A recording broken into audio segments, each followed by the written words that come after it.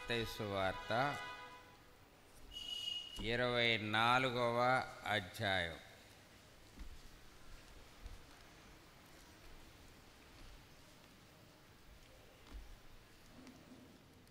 మత్తయి సువార్త 24వ అధ్యాయం 17వ వచనం.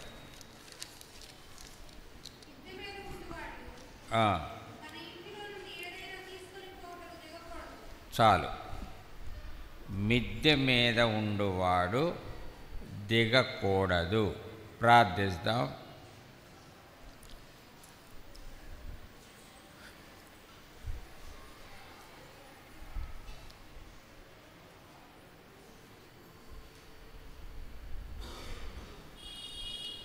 మహాపరిశుద్ధుడు ఒక మా తండ్రి, అత్యంత కృపా కనికరం కలిగిన మా దేవా, ఈ సంవత్సరం ఆఖరి ప్రభుదినములో నీ సన్నిధానములో నిన్ను ఆరాధించటానికి మమ్మలను సమకూర్చినందుకై నీకు వందనాలు. అనేకులు ఈ దినాన తండ్రి బ్రతికి లేరు. మమ్ములనైతే నీ ఉచితమైన కృప ద్వారా తండ్రి సజీవులుగా ఉంచినారు. నీ సన్నిధిని కూడా తీసుకొని వచ్చినందుకై నీకు వందనాలు. అయ్యా, తల్లి గర్భమున రూపింపబడక మునిపే నీ యొక్క ఉచితమైన కృప ద్వారా తండ్రి నన్ను ఏర్పాటు చేసుకున్నందుకై నీకు వందనాలు. తండ్రి, నన్ను ఏర్పాటు చేసుకునటం మాత్రమే కాదు, నీ రక్షణను నీ కృప ద్వారా నాకు అనుగ్రహించినందుకై నీకు వందనాలు చెల్లించుకుంటున్నాను నాయన. దేవా, అంత మాత్రమే కాదు, నీ కృప ద్వారా నా ప్రతి బలహీనతలో నీవు బలపరుస్తూ ముందుకు నడిపిస్తూ ఉన్నందుకై వందనాలు.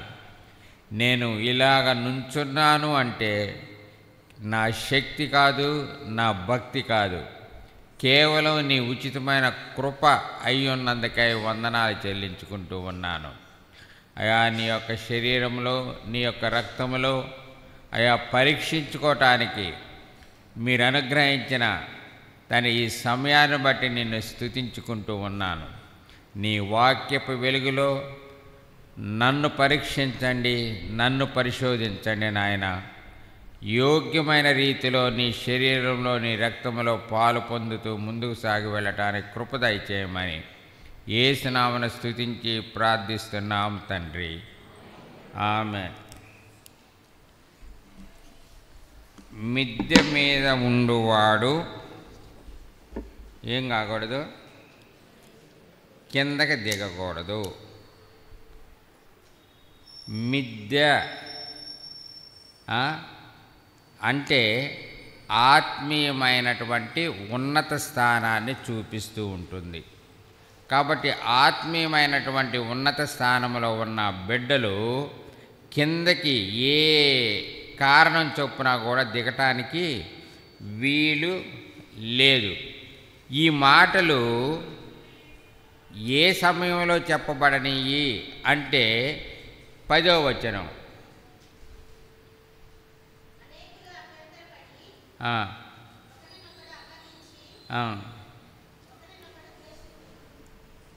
ఒకరినొకడు ద్వేషించురు, అనేకులు అభ్యంతరపడి. కాబట్టి ఈ మాటలు యేసుక్రీస్తు ప్రభు వారి యొక్క 7 ఏండ్ల రాబోయే శ్రమల కాలం గురించి చెప్పబడిన మాటలు. కాబట్టి మనం ఇప్పుడు ఏ దినాల్లో ఉన్నామో మనకి సాధ్యమైనంత వరకు విశ్వాసులకి తెలుస్తుంది. ఏమిటంటే మనము అంత్యకాల దినాల్లో ఉంటూ ఉన్నాం. కాబట్టి అంత్య దినాల్లో దేవుని రాకడ సమీపంగా ఉన్న దినాల్లో మనం ఉంటూ ఉన్నాం. కాబట్టి ఇలాంటి దినాల్లో ఉన్నటువంటి మన గురించి చెప్పబడిన మాటలు ఏమిటంటే, మిద్దె మీద ఉండువాడు కిందకి దిగటానికి వీలు లేదు. ఈ అంత్యకాలానికే ఇంకొక పేరుంది. చెప్తారమ్మా ఏదైనా పేరు? ప్రకటన 3:10 అంత్యదినాలకి సంబంధించినటువంటి వేరే మాటలు ఇలాగ బైబిల్ గ్రంథంలో చెప్పారు. శోధన కాలము. తర్వాత మత్తయి 3:7, మత్తయి సువార్త 3:7.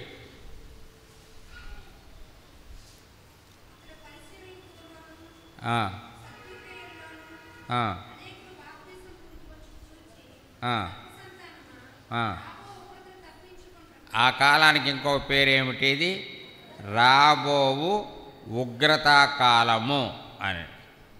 అంత్యదినము, శోధన కాలము, రాబోవు ఉగ్రత. లూకా 21:34, లూకా 21:34.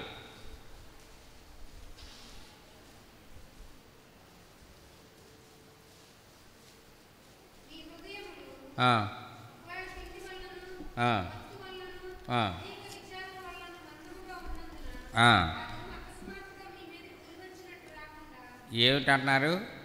ఊరి దినము. ఇంకొక మాట ప్రకటన 6:17, ప్రకటన గ్రంథం 6వ అధ్యాయం 17వ వచనం.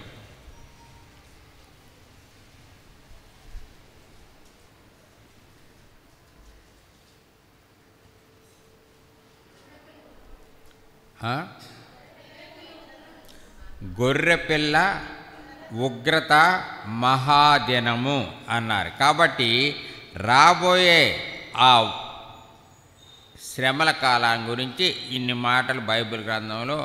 కాబట్టి అలాంటి దినాలు రాబోతూ ఉంది అంటే మనల్ని ఏమన్నారు? మన యొక్క ఆత్మీయ స్థితి నుంచి కిందకి దిగకూడదు అని చెప్పారు. చూడండి, మిద్ది నుంచి కిందకి దిగకూడదు. 2 సమూయేలు గ్రంథం 11వ అధ్యాయం 2వ వచనం. 2 సమూయేలు 11:2.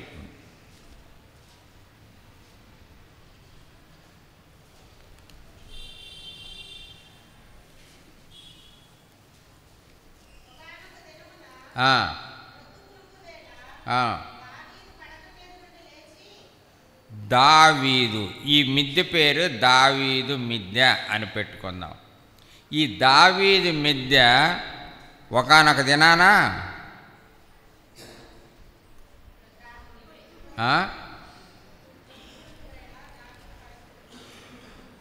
ఏ సమయం అది? ప్రొద్దుగుంకే వేళ. ఇంకా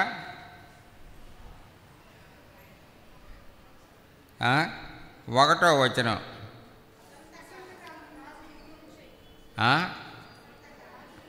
వసంతకాలము రాజులు.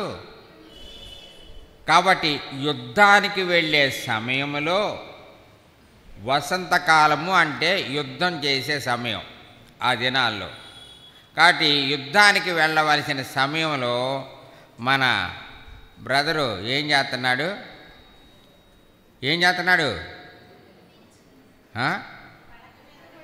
పడక మీద ఉన్నాడు.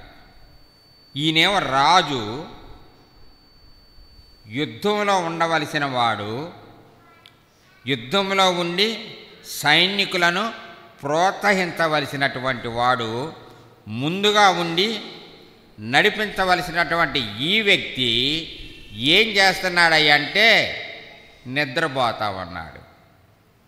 పిల్లరా, ఒక సత్యం, మనం ఏ దినాల్లో ఉన్నాం? చలికాలంలో ఉన్నామంటారా? ఏ కాలం అమ్మా? ఏ కాలం? సరే, శీతాకాలం. రైట్. అందుకనే దుప్పట్లో తెచ్చుకోలేదు మనం. యోబు గ్రంథం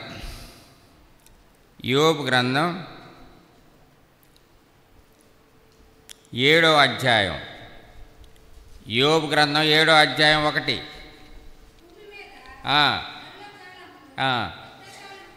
కాబట్టి మన ఏమిటైనా నరులు భూమి మీద మనం ఉన్నంత కాలము కూడా నరుల కాలము యుద్ధకాలం. యుద్ధంలో ఉన్నటువంటి ఈ విశ్వాసులు ఏం చేయాలి? యుద్ధంలో ఉన్న వాళ్ళని ప్రోత్సహించవలసినటువంటి వారు. యుద్ధంలో ఉన్నటువంటి వారికి ముందుండి నడిపించవలసినటువంటి వారు. వాళ్ళని ప్రోత్సహించాలి, వారిని ముందుకు నడపాలి, వాళ్ళతోటి పాటు మనము ఇన్వాల్వ్ అయి ఉండాలి. అనేక పర్యాయాలు యుద్ధానికి వెళ్ళవలసినటువంటి మనము ఎన్ని సంగతులు చెప్తామో. ఏది ఇప్పుడే బంధువులు వచ్చారు బ్రదరు, నేను రాలేనులే సువార్తకి ఈరోజు. ఇంకా అందరూ సువార్తకి వెళ్తా ఉన్నారు, మనం మాత్రం ఆ సువార్త అనే యుద్ధంలో అస్సలు పాల్గొనటం లేదు కదా. సువార్త ఇట్ ఈజ్ నథింగ్ బట్ దేవుడు మనకి అనేక పర్యాయాలు సువార్త చెప్పేవాళ్ళు ఏమవుతున్నారు, కొట్టబడతా ఉన్నారు. మీరు చదివే ఉంటారుగా, అట్లాంటి చదవమంటారా? అసలు అమ్మ అది చదవం బ్రదర్, ఎమ్మటే అవన్నీ చెవులు మూసేసుకుంటాం. మనకు కొద్దిగా మన రాష్ట్రం దాటి కొద్దిగా ముందు వెళ్తే కనీసం ఇంట్లో ప్రార్థన చేసుకున్నా కూడా తప్పుడు కేసులు పెట్టేసి అరెస్ట్ చేస్తూ ఉన్నారు. మరి ముఖ్యంగా ఉత్తరప్రదేశ్ రాష్ట్రంలో ఒక పాప వాళ్ళ ఇంట్లో సండే స్కూల్ క్విజ్ కండక్ట్ చేస్తుంది. క్వశ్చన్లు అడుగుతూ ఉంది. వెంటనే పోలీసులు వచ్చి తప్పుడు కేసు పెట్టి ఈ పిల్లలందరినీ తప్పుడు మతంలోకి దించుతుంది ఈ అమ్మాయి అని ఆ యవనస్తురాల్ని అరెస్ట్ చేసే జైల్లో వేశారు. మనకైతే స్వేచ్ఛగా ప్రకటించడానికి దేవుడు అవకాశం ఇచ్చాడు.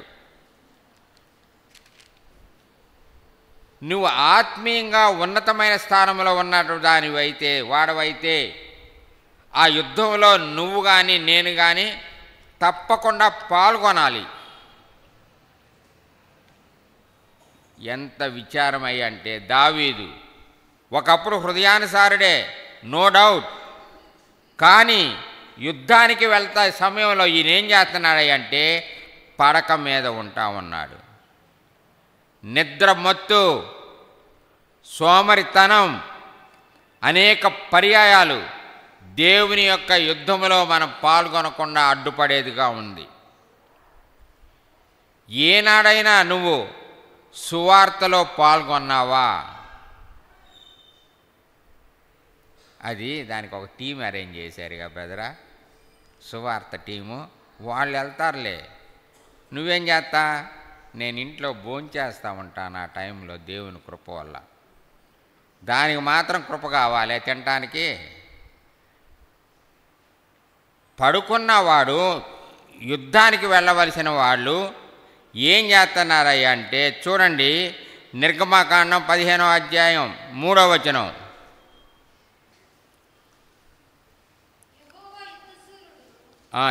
యెహోవా కాబట్టి ఆయన పేరే యుద్ధసూర్యుడు, మన దేవుని యొక్క పేరు. కీర్తనలో 24:8, కీర్తనల గ్రంథం 24వ అధ్యాయం 8వ వచనం. ఎవరు? కానీ మన దేవుడు యుద్ధసూర్యుడు, ఆయన రాజు యుద్ధసూర్యుడు. చూడండి కీర్తన గ్రంథం 45:3, కీర్తన గ్రంథం 45:3.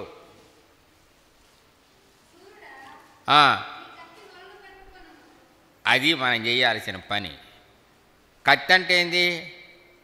షాక్ అనుకుంటున్నారా? ఏంది తల్లి? మనము వాక్యాన్ని మనం మొలకు కట్టుకొని బయలుదేరవలసినటువంటి వారం.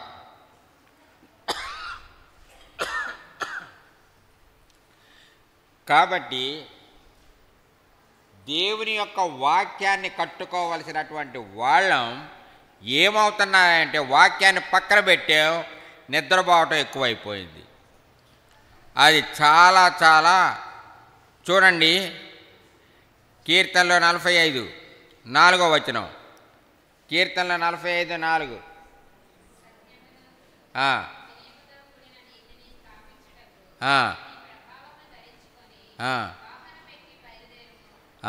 ఏం చేయాలి?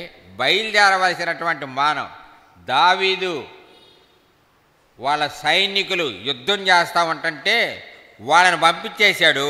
ఈయన మాత్రం నిద్రపోతా ఉన్నాడు. ఎప్పటి వరకు? సాయంకాలం వరకు పడుకొనే ఉన్నాడు. దేవుని స్తోత్రం. మంచి మాదిరి దొరికింది నాకు అనుకోబాకండి మీరు. ఇలాంటి పరిస్థితుల్లో ఉండవలసినటువంటి యుద్ధానికి బయలుదేరే ఈ దావీదు నిద్రలో చివరి వరకు. చూడండి 2 కొరింథీ 10వ అధ్యాయం, 2 కొరింథీ 10వ అధ్యాయం 3వ వచనం.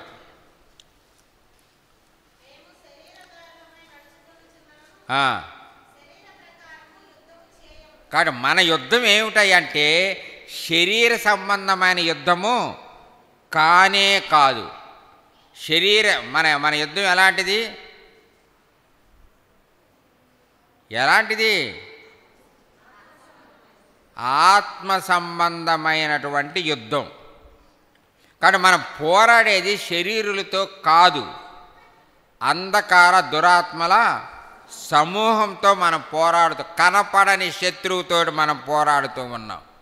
కానీ అలాంటి శత్రువుని మనం ఎదుర్కోవాలి అంటే చాలా మెళకువతో మనము జీవిస్తూ ఉండాలి.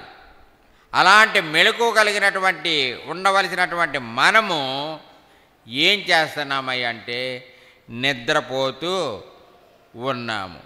చూడండి యోహాను సువార్త 18వ అధ్యాయం 10వ వచనం. యోహాను 18:10.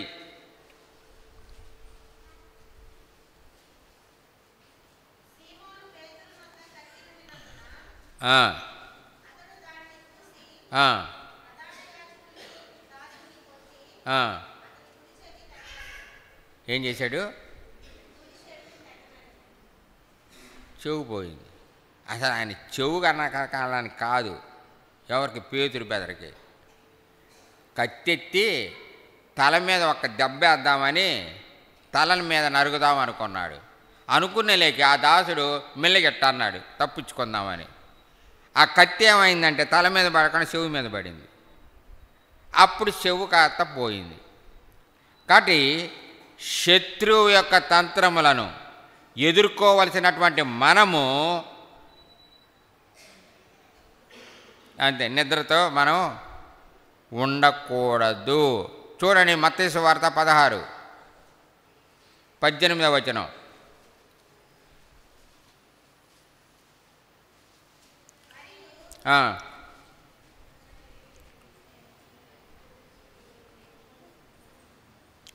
మత్తయి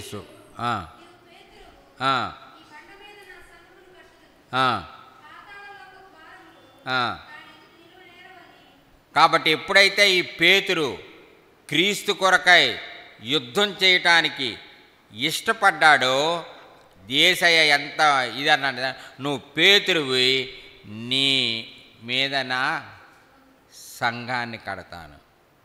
కానీ దేవుని కొరకై జీవించవలసినటువంటి మనము ఎట్టి పరిస్థితుల్లో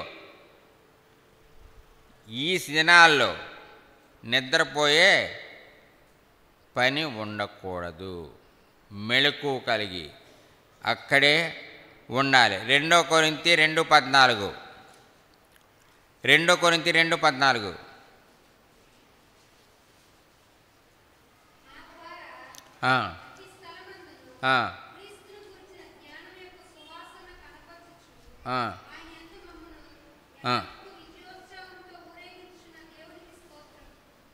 కాబట్టి క్రీస్తు కొరకై ఊరేగవలసినటువంటి మనము, మన ద్వారా మన దేవుడు ఊరేగించబడాలి.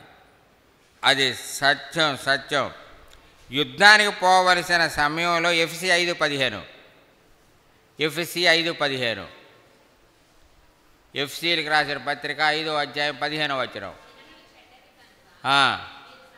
కాబట్టి సమయాన్ని పోనీయవద్దు. నిద్రకి అంటే నిద్ర పోవద్దని నేను అంటలేదు, పోవాలి. కానీ యుద్ధం చేసే సమయంలో మనము అది చాలా చాలా ప్రాముఖ్యమైనటువంటి. చూడండి ఏం చేయాలి. ఎఫ్సీలకు రాసిన పత్రిక 5వ అధ్యాయం 15వ వచనం. ఎఫ్సీ 5:15. సమయం పోనీయొద్దు. కొలసే 4:5. కొలసే 4:5 పోనీయొద్దు. ఎఫ్సీ 6:12. ఎఫ్సీ 6:12.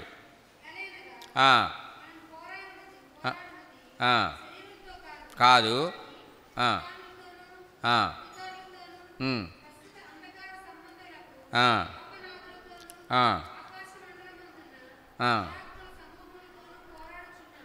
అటు మన యొక్క పోరాటం మనుష్యులు కాదు, అంధకార సంబంధమైన దురాత్మలతోటి మనం పోరాడపో. కాబట్టి ఆ సమయంలో మనం ఏం ధరించుకోవాలి? ఏం ధరించుకోవాలి అమ్మా?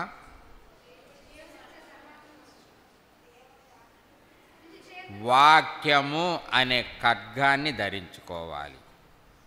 వాక్యం ఎంతమంది చదివారు ఈరోజు వాక్యం? చేతులు ఎత్తుతారమ్మా. 1 2 3 4 5 6 7 8 తర్వాత 9 వస్తుంది బ్రదరు. 9 తర్వాత 10 వస్తుంది బ్రదరు. మనము ఏమి ధరించుకుంటున్నాం? ఈ సమూయేలనమ్మ కాదు, దావీదు. ఆయన ఏమి హృదయానుసారుడే, కానీ యుద్ధానికి వెళ్ళవలసిన సమయంలో మంచం మీద యుద్ధం చేస్తున్నాడు నిద్ర కోసం. వాక్యాన్ని ధరించుకోవాలి మనం. ఒక సండే స్కూల్ పాప 5వ తరగతి గ్లోరీ, ఆ అమ్మాయి VBSలో ఒక వాక్యం చెప్పమ్మంటే 119వ దావీదు కీర్తన మొత్తం చెప్పింది. 5వ తరగతి చదివే అమ్మాయి. ఎంత ఆశో ఆ అమ్మాయికి, మనకు కాదు. వాక్యము అనే ఖడ్గాన్ని ధరించుకోవలసినటువంటి వారం. వాక్యం మనకి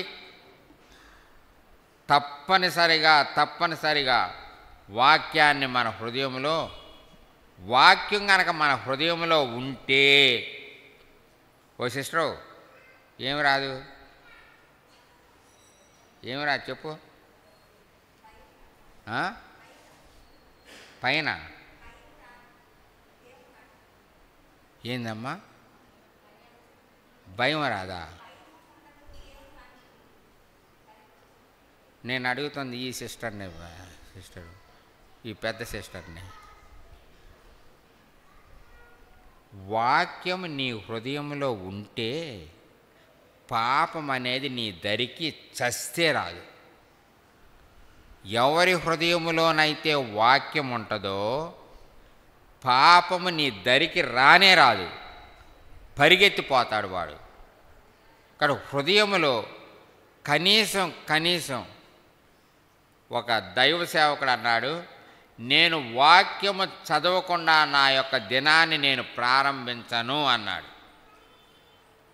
అన్లెస్ అంటిల్ వాక్యం చదవకుండా ఆ దినాన్ని మనము ప్రారంభించకూడదు. మరి ఏం చేయమంటారు అంకుల్? మేము చదవలేదు ఎంతమందిలో. ఏం చేయమంటారు? చదవలేదు. చదవకపోయినా వచ్చామా లేదా మందిరానికి? వచ్చాము. మళ్ళీ బల పంచుతారు కదా, దాంట్లో అవి ఫిక్స్డ్ అన్నమాట. ఇంత క్రితం అయితే ఆ రొట్టె అంత పెద్దది ఇస్తూ ఉండేవాళ్ళు.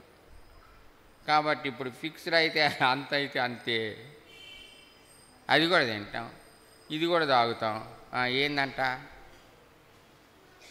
నేనెవరిని చెప్పటానికి? మీరు మీ దేవునికి లెక్క చెప్పవలసినటువంటి వాళ్ళు.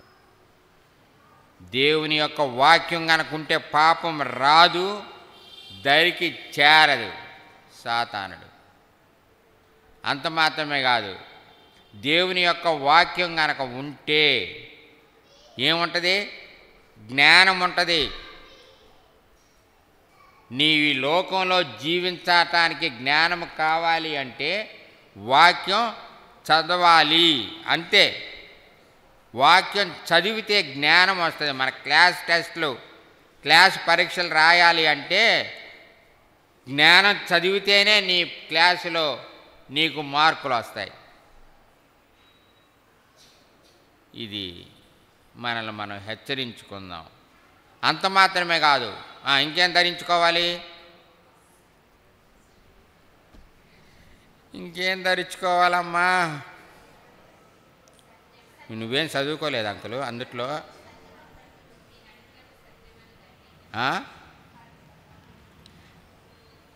విశ్వాసం అనే డాలు అది ధరించుకోవాలి. ఈ దినాల్లో అనేక వాక్యము అనే ఖడ్గాన్ని ధరించుకోవాలి. యుద్ధ సమయంలో విశ్వాసము అనే డాలు ఉండాలి మన దగ్గర. విశ్వాసము అంటే ఏందయ్యా అంటే, విశ్వాసం అంటే ఏందమ్మ తల్లి? ఓ సిస్టర్, దాని మీద తర్వాత రాదుగానిలే. విశ్వాసం అంటే ఏంది? విశ్వాసమే. లేదు అనేది ఉన్నది అని నమ్ముటయే విశ్వాసం. మన ఎదుట దేవుడు ఫిజికల్గా కనపడ్డు, కానీ మనం విశ్వసిస్తున్నాం ఇక్కడ దేవుడు ఉన్నాడు అని. ఎంతమంది నమ్ముతారు? అది కూడా తక్కువేరా బెదరా. ఒరే నాయనా, అయ్యగారు ఇది మన సంఘం కాదని ఎవడన్నారు అంకులు అనబాకండి. దేవుడు ఉన్నాడు అనేది కూడా డౌట్గా ఉంటుంటే ఇంక ఎట్లాగమ్మా ఇంక విశ్వాసం ఏంది? మళ్ళీ నువ్వెవర్రా? నేను లూథరన్ కాదు, నేను బ్యాప్టిస్ట్ కాదు, నేను ఎవరయ్యా అంటే బిలీవర్స్. పేరుకు మాత్రమే బిలీవర్ నువ్వు, అంతే. వితౌట్ బిలీవ్ నువ్వు బిలీవర్గా చలామణి అవుతున్నావు కదా. విశ్వాసము ఈ యుద్ధంలో మనకు కొనాల్సింది విశ్వాసం. విశ్వాసం అంటే ఏముంటుంది? ఏ సిస్టరు చెప్పు? నమ్మకం ఉంటుందా?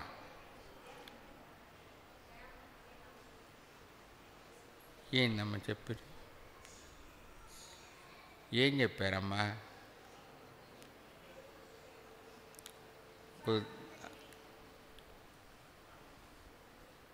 విశ్వాసం అంటే ఏముంటుందమ్మా? క్రియ ఉండాలి. విశ్వాసము క్రియ ఈ రెండు ప్రక్క పక్కనే ఉంటుంది ఎప్పుడైనా సరే. క్రియలు లేకపోతే విశ్వాసం ఏమవుతుంది? ఏమైంది? సత్యం ఉంటుంది. క్రియలు లేని విశ్వాసము మృతము. నువ్వు విశ్వాసివంటే నీ జీవితంలో క్రియ కనపడాలి. వితౌట్ క్రియ దేర్ ఈజ్ నో విశ్వాసం. క్రియలు లేకుండా విశ్వాసము అది చచ్చిన విశ్వాసం అంటారు. కాబట్టి నువ్వు విశ్వాసి అయితే క్రియల్లో కనపడాలి, నీ ప్రవర్తనలో కనపడాలి. కాబట్టి విశ్వాసము క్రియలు కనుక లేకపోతే అది చచ్చిన విశ్వాసం కాదు, ఆ విశ్వాసి కూడా చచ్చినోడు అన్నమాట. ఇది చాలా చాలా ప్రాముఖ్యమైనది. కాబట్టి ఈ యొక్క దావీదు ఏం చేస్తున్నాడు? విశ్వాసాన్ని ధరించుకోకుండా, వాక్యాన్ని ధరించుకోకుండా ఏం ధరించుకున్నాడు? Double card ధరించుకున్నాడు. అంత మాత్రమే కాదు, ఎప్పుడు ధరించుకున్నాడు? పగలంతా ధరించుకున్నాడు ఆ డబుల్ కార్డ్. మంచాల మీద ఉండొద్దని కాదు, కింద పడుకోమని నేను చెప్పటోలా. మనం మంచాల మీదే పడుకోవాలి కాదంటోలా. దేవుడు ఇచ్చాడు మంచం. కానీ యుద్ధ సమయంలో మంచం మీద మనము ఉండవలసిన వాళ్ళము కాదు. ఇది చాలా చాలా ప్రాముఖ్యం. కాబట్టి ఒకటి, ఏ కాలం? వసంతకాలము. అక్కడ ఉంది వసంతకాలం అంటే రాజులు యుద్ధానికి బయలుదేరే సమయము. ఆ సమయం. రెండు చూడండి, ఏ కాలం? ప్రొద్దుగుంకు వేళ. అప్పటి వరకు పడుకున్నాడు. ప్రొద్దుగుంకు వేళని ఏమంటారంటే శోధన గడియ అని కూడా అంటారు. ప్రొద్దుగుంకు వేళ శోధన గడియ. ఆ శోధన గడియలో యాకోబు ఏం చేశాడు? పొద్దుగుంకే వేళకి ఆదికాండం 28, ఆదికాండం 28, ఆదికాండం 28 10వ వచనం.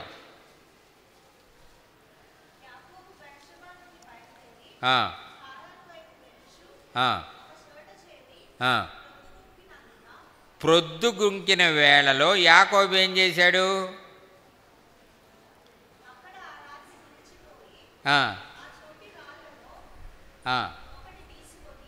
ఆ చోటు ఒకటి తీసుకొని అది చెయ్యాల్సిన దావీదు ఏం చేస్తున్నాడు? మంచాన్ని తలగడగా చేసుకున్నాడు. ఆ రాయి ఎవరు? మనందరికీ తెలుసు. ఆ బండ క్రీస్తే. కాబట్టి మనం ఎవరిని ఆధారంగా చేసుకొని ఉండాలి అంటే ప్రొద్దుగుంకే వేళలో రాతిని ఆధారంగా చేసుకొని మనం ఉండాలి. ఆ రాయి ప్రభు అయినటువంటి యేసుక్రీస్తు.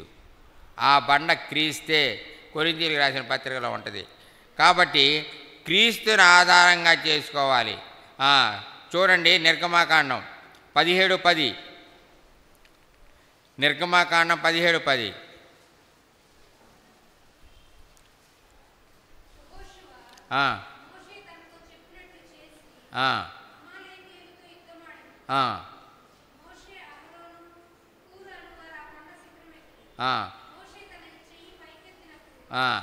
అక్కడ యుద్ధం జరుగుతూ ఉంది. యుద్ధం జరుగుతూ ఉన్నప్పుడు ఏం చేస్తున్నాడు? యుద్ధం చేసేవాడు చేస్తానే ఉన్నాడు. కానీ ఆ యుద్ధం దేని మీద ఆధారపడి ఉంది అంటే దేని మీద? ప్రార్థన మీద ఆధారపడి. చేతులు పైకెత్తుట అంటే ప్రార్థన. కాబట్టి యెహోషువ యుద్ధం చేస్తామన్నాడు. ఆ యుద్ధం దేని మీద ఆధారపడి ఉంటుంది అంటే మోషే యొక్క ప్రార్థనా జీవితం మీద ఆధారపడి ఉంటుంది. మనం దేన్ని ఆధారం చేసుకోవాలి అంటే యుద్ధకాలంలో ఒకటి దేన్ని ఆధారం చేసుకోవాలి? వాక్యం అనే ఖడ్గాన్ని ఆధారం చేసుకోవాలి. రెండు, విశ్వాసము అనే డాలు ఉండాలి.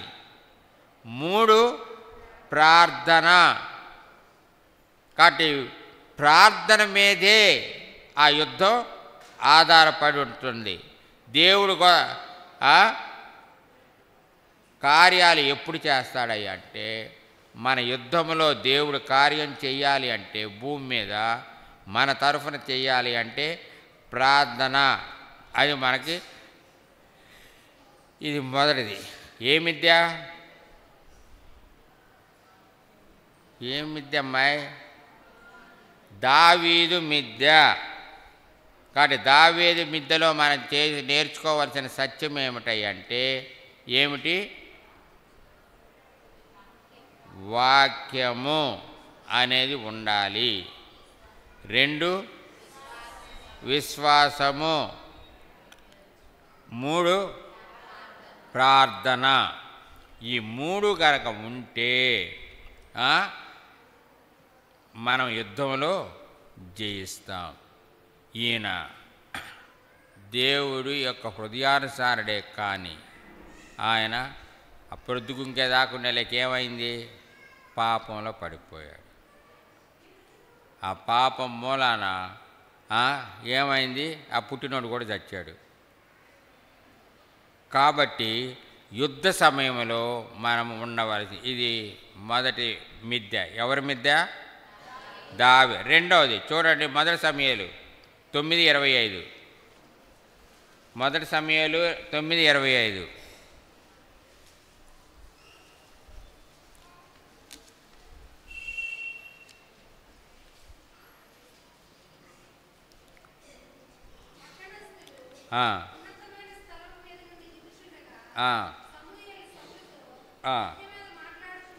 ఇక్కడ ఒక మిథ్య ఉంది. సమూయేలు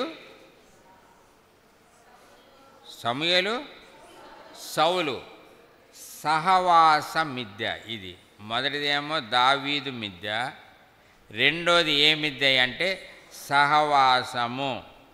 ఈ సహవాసం ఎలా వచ్చింది? ఈ సౌలు ఏం వెతుక్కుంటున్నాడు? ఏం వెతుక్కుంటున్నాడు? మాకేం తెలుసు అంకుల్, ఆయన ఏతో ఏం వెతుక్కుంటాడో. ఏం వెతుక్కుంటున్నాడమ్మా? గాడిదల్ని ఎత్తుక్కుంటున్నాడు. గాడిద అంటే నన్ను తిడతారు, మిమ్మల్ని కాదు నేను అనేది, గాడిదని.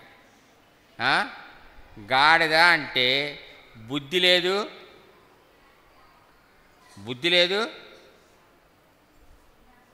ఏమి లేదు, బుద్ధి జ్ఞానము లేని కంచర గాడిద. నువ్వు కంచర గాడిద అడగలేదు కాక అంకలు, నువ్వు మామూలు గాడిద అన్నావు, అందుకని మేము చెప్తావా? కంచర గాడిద అంటే ఏందమ్మాయి? కంచర గాడిదే గాడిద గుర్రము కలిస్తే పుట్టేదాన్ని కంచర గాడిద అంటారు. గాడిద కలిసి కనుక గాడిద పుడితే అది గాడిదే. గాడిద గుర్రము కలిసి పుడితే దాన్ని కంచర గాడిద అంటారు. ఎవరయ్యా ఈ సౌలు అంటే? గాడిదలను ఎత్తుక్కుంటా వస్తే అయ్యో పాస్టర్ గారు ఎక్కడ ఉన్నారంటే అది పైన ఉన్నారయ్యా అని చెప్పాడు. అంటే గాడిద ఎత్తుక్కునేవాడికి చూడండి 9వ అధ్యాయం 3వ వచనం చివరిది. మొదటి సమూయేలు 9:3. అది అట్లా ఎత్తుక్కుంటా వెళ్తే ఒక పనోడు అన్నాడు, ఇగో ఇక్కడ ఒక పాస్టర్ గారు ఉన్నారు, ఆయన ప్రార్థన చేసి చెప్తాడు మన గాడిదల గురించి అంటే అక్కడికి వెళ్ళారన్నమాట. అప్పుడు సమూయేలు ఆ యొక్క మిద్దె మీద ఉన్నాడు. గాడిదలు ఎత్తుక్కునేవాడికి 32 కీర్తనలో 9వ వచనం. కీర్తన 32:9.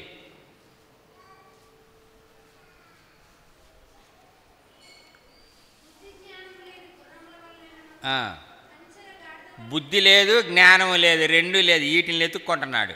ఎవరో? సౌలు. వాడు మామూలుడు కాదు. ఆ దేశంలో అంత అందగాడు లేడమ్మా. ఇశ్రాయేలు దేశంలో అందగాడు ఎవడైనా ఉన్నాడు అంటే ఈ సౌలే. ఈ దేవుడు ఆయనకి అంత మిస్టర్ ఇజ్రాయెలైట్స్ అన్నమాట, మిస్టర్ ఇజ్రాయెలైట్. అలాంటి వాడు ఏం చేస్తున్నాడంటే బుద్ధి జ్ఞానము లేని వాటిని ఎత్తుక్కుంటున్నాడు. ఇలాంటి పరిస్థితుల్లో ఉన్నాడన్నమాట. చూడండి, జ్ఞానం అంటే ఏంది? జ్ఞానం అంటే ఏందమ్మా?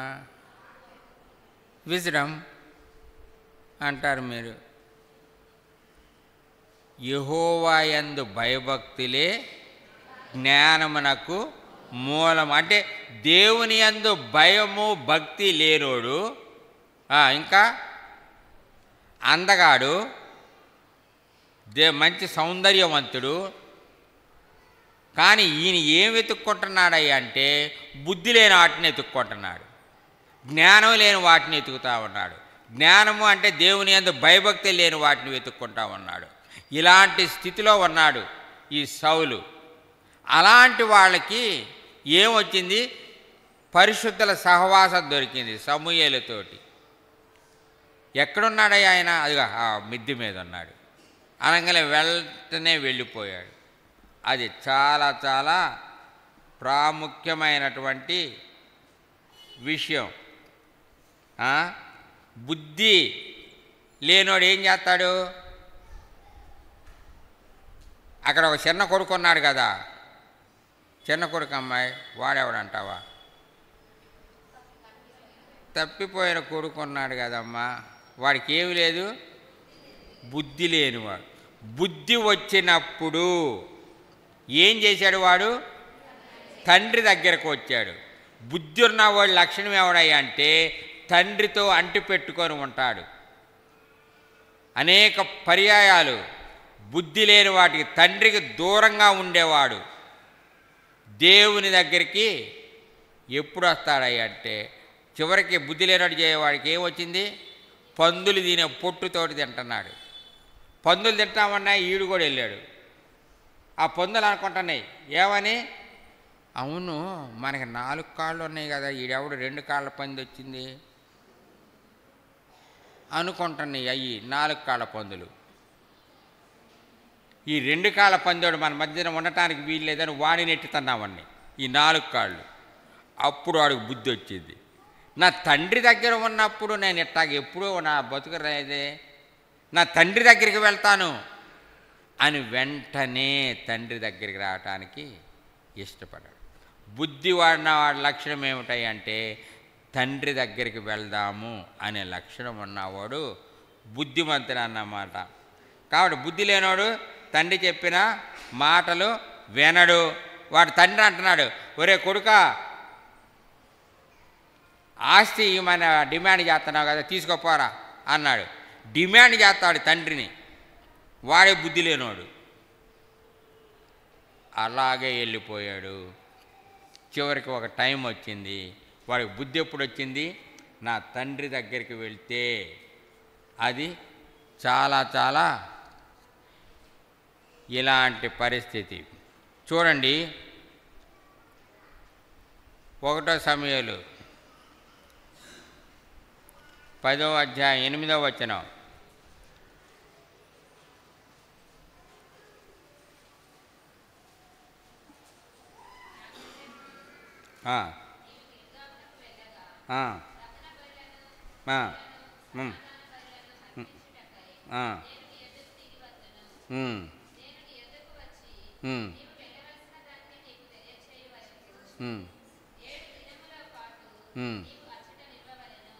కాబట్టి 7 దినాలు, 7 దేనికి సాదృశ్యం మీ అందరికీ తెలుసు. ఏది? సంపూర్ణతకు సాదృశ్యం. కాబట్టి 7 దినాలు సంపూర్ణంగా ఉంటే అది. తర్వాత చూడండి 3వది అపోస్తల కార్యాలు 10:9. అపోస్తల కార్యాలు 10:9.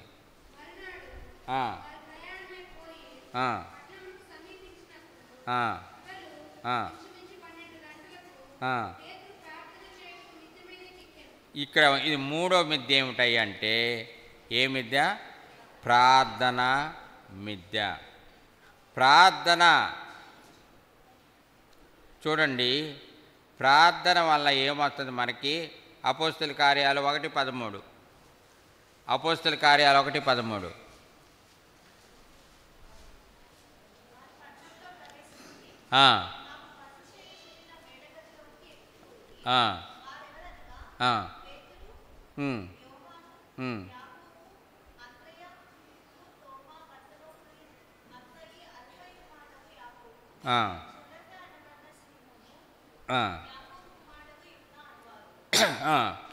అపోస్తల కార్యాలు 1:13. అపోస్తల కార్యాలు 1:13 చదువమ్మా.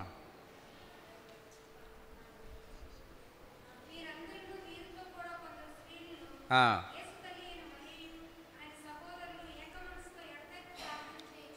14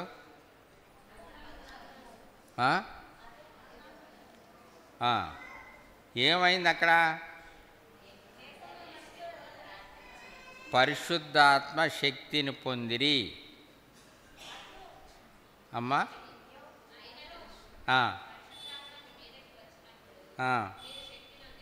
అది కాబట్టి ఎప్పుడైతే ఇది ప్రార్థనా జీవితం, ప్రార్థనా మిద్దెలో మనము ఎక్కినప్పుడు ఏం పొందుకుంటాం?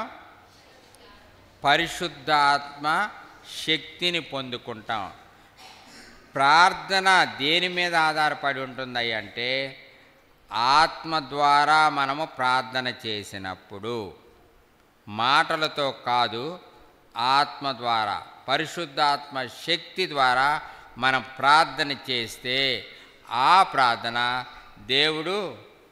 దేవుడు ఆలకిస్తాడు.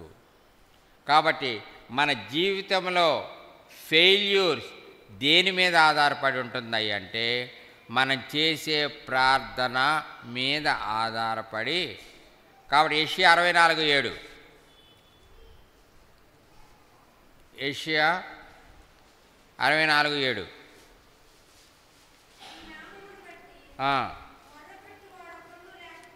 అది పరిస్థితి. దేవుడు ఎత్తుక్కుంటున్నాడంట. ఎవడు ప్రార్థన చేసేవాడు దొరుకుతాడా అని ఎత్తుక్కుంటా ఉన్నాడంట. ఒక్కడ కనపడలేదంట. అంటే మీరు కూడా లేరు అంకులు. కాబట్టి నేను లేకపోతే నేను లెక్క చెప్తాను, మనము లేకపోతే మనము దేవునికి లెక్క చెప్పే వారంగా ఉన్నాం. ప్రార్థన శక్తి. మన జీవితంలో failures all depend on hour failures in prayer. మన ప్రార్థనలో ఫెయిల్ అయితే మన లైఫ్లో ఫెయిల్ అయినట్టే లెక్క. కాబట్టి failures depend on hour failures in prayer. నాలుగవదిగా అపోస్తల కార్యాలు 1:13, అపోస్తల కార్యాలు 1:13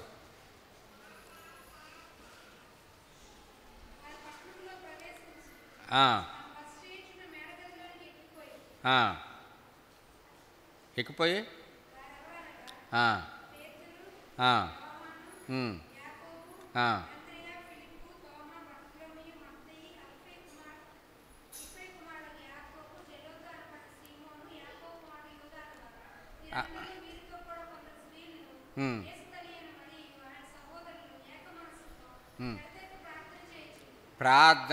ప్రార్థనలో కనిపెడుతూ ఉన్నారు.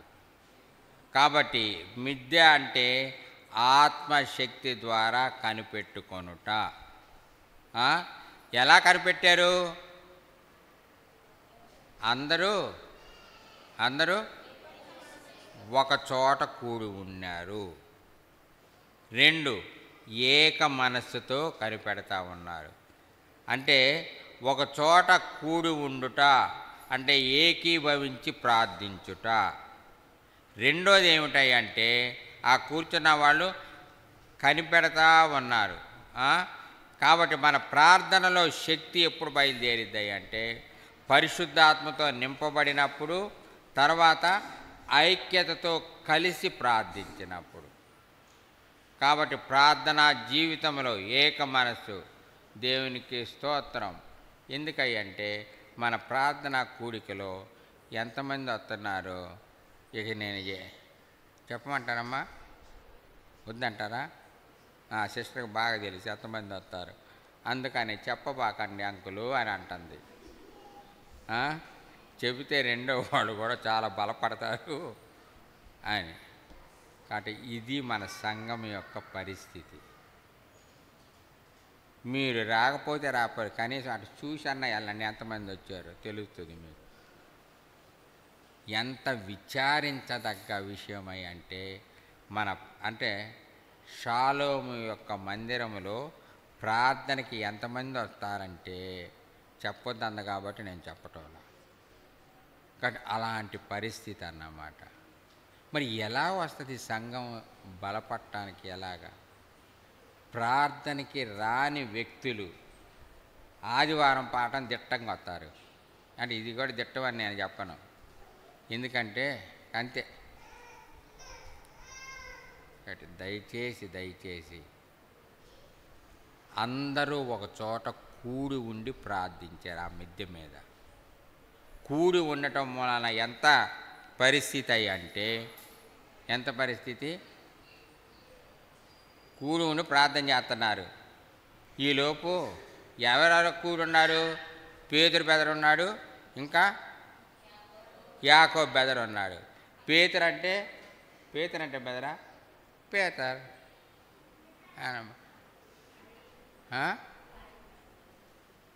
ఏందమ్మా?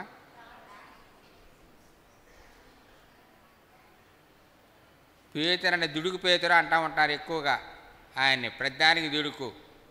ఆ దుడుకు ఆయన యాకోబు యోహాను బెదరు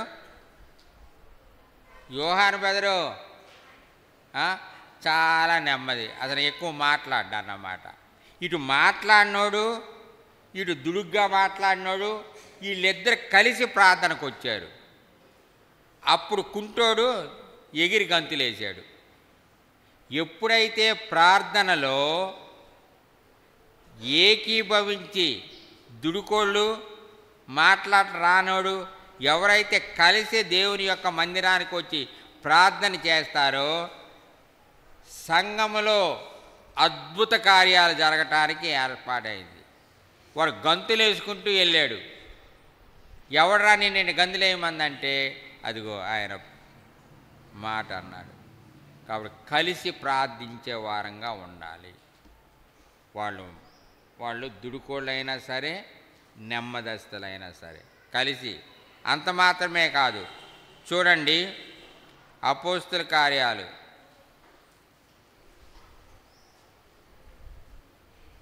8వ అధ్యాయం 6వ వచనం. అపోస్తుల కార్యాలు 8:6.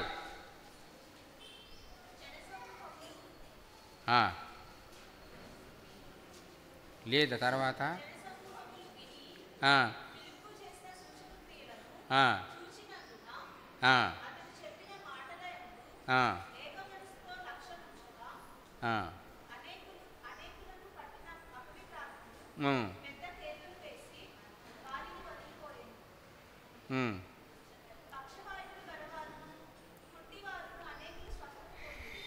అపోస్తుల కార్యాలు 2:46 ఒక్కసారి చదువమ్మా.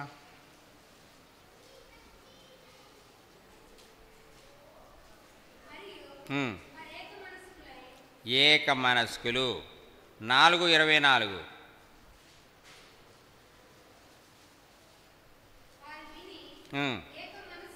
5:12.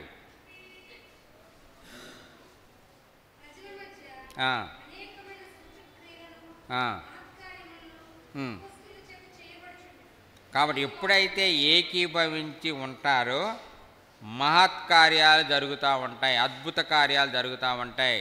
15:25.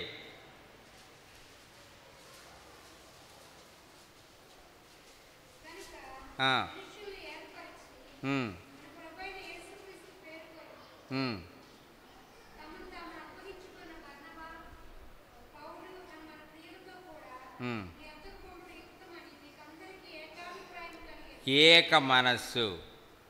చూడండి, సంఘములో కార్యాలు జరగాలి అంటే ఇది చాలా ప్రాముఖ్యం. వన్నెస్ ఆఫ్ మైండ్, ఇది చాలా చాలా ప్రాముఖ్యం.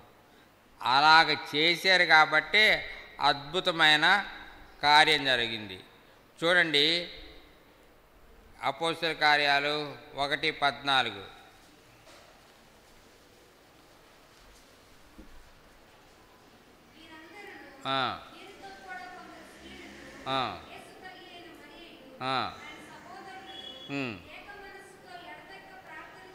అది సహోదరీలు సహోదరులు కలిసి ఎప్పుడైతే సంఘంలో ఏక మనస్సు ఉంటుందో ప్రార్థన చేస్తారో అద్భుతమైన కార్యం జరిగింది.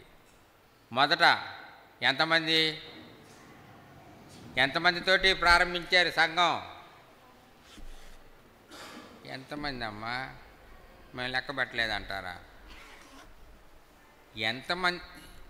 ఏందమ్మా శిష్యులు ఎంతమంది? అప్పుడు అపోస్తల కార్యాల్లో 11 అమ్మ. ఒక ఆయన వెళ్ళిపోయాడు కదా, ఎవరు? వెళ్ళిపోయాడు. 11 మంది వాళ్ళు ఏకీభవించి ప్రార్థన చేస్తే ఎంతమంది అయ్యారు?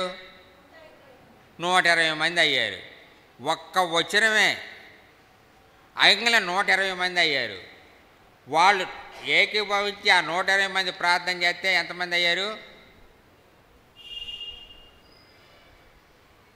ఆయన ఎంతమంది చేర్చబడ్డారమ్మా?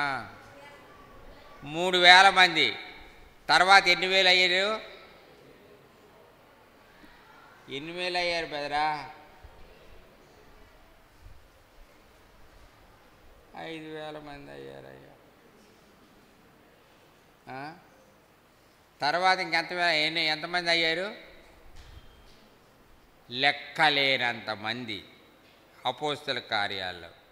కాబట్టి 11 మంది ఏకీభవించి ప్రార్థిస్తే 120 మంది అయ్యారు. వాళ్ళు ప్రార్థిస్తే ఏకీభవించి తర్వాత 3000 మంది సంఘములో చేర్చబడ్డారు.